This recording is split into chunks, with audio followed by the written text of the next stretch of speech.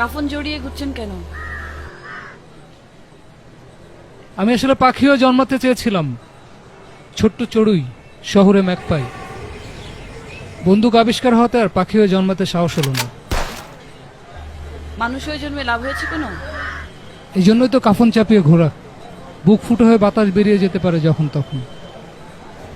গোলমেলে traffic নিয়মে পিষে যেতে পারে গাড়ির চাকায়, যখন তখন মরো, যখন তখন বাঁচো। তাহলে জীবনের নিরাপত্তা খোঁজা কি অন্যায়? নিরাপত্তাই যদি শেষ কথা হতো, তাহলে মাতৃগর্ভের প্রবল নিরাপত্তার ভিতরেই থেকে যেতাম। এই ধুলোর পৃথিবীতে আর আসতাম না।